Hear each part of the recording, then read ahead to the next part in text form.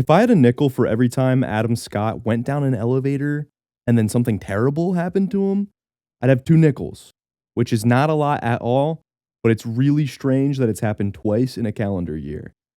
Hokum follows novelist Ohm Bauman, who travels to a hotel to scatter his parents' ashes, unaware of the rumors of a witch that haunts the long-locked honeymoon suite.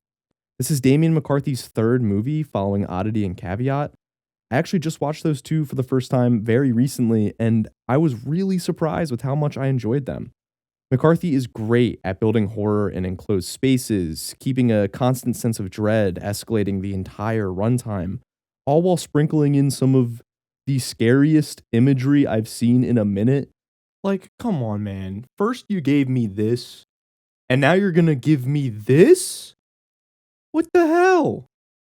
Bro is obsessed with rabbits also, for some reason. And if I wasn't already sat for this one, you throw in Adam Scott as the lead while I'm still itching for more Severance, I'm in. Hokum does a great job at continuing what worked well for the previous two movies. Folky vibes, soapy character relationships, tons of negative space and tension being used, all while having the strongest main character of his three movies.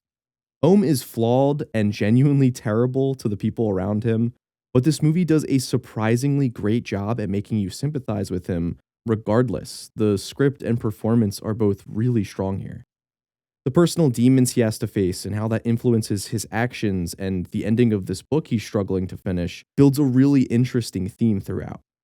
I really enjoyed these sequences that depict the ending of his book and how that changes and his view on endings themselves change as he goes through what he goes through in this movie.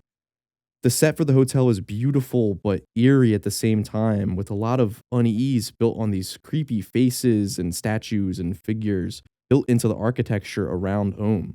I got so caught up in the setting, the side characters, and the legend of this witch that I completely forgot this guy makes scary ass movies.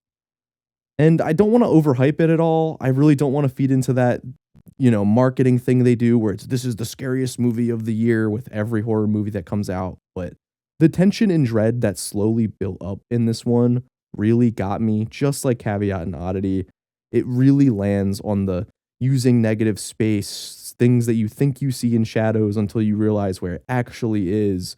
The audio that's used that just makes your spine chill. It's all done so well. This movie also has a few cutaway scenes when characters are telling stories of the witch in this hotel, what they think they've seen, what they know they've seen, and they swear they've seen.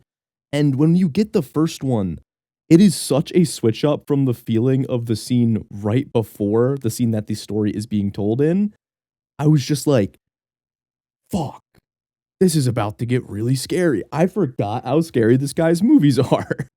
The movie is a bit long. It's only about an hour and 40, but it feels like 210, 220 at points. There's multiple points where it feels like it's starting to wind down, that the pacing is coming to a halt for a moment for a character beat, and you feel like it could wrap up.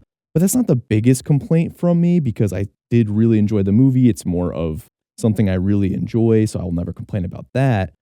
But it definitely does start to weigh down towards the end of the movie. But that third act definitely makes up for the runtime. It's definitely a slow burn, taking its time to establish everything around Ohm before shit hits the fan. But when that shit hits that fan, it is done so well. It is not uncommon for modern horror movies to have a really interesting concept or character, creature, supernatural entity, whatever, for the horror of the movie to be built around.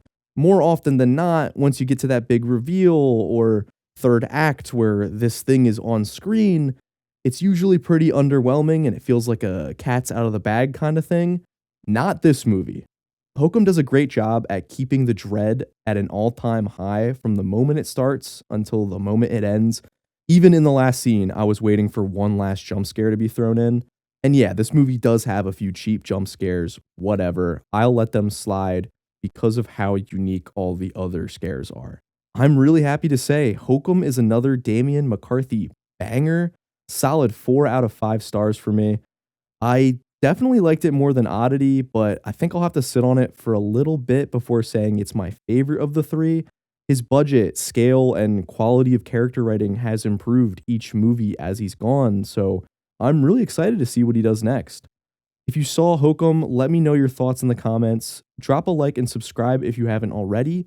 Thank you for checking this video out, and I will see you guys again next week. Peace.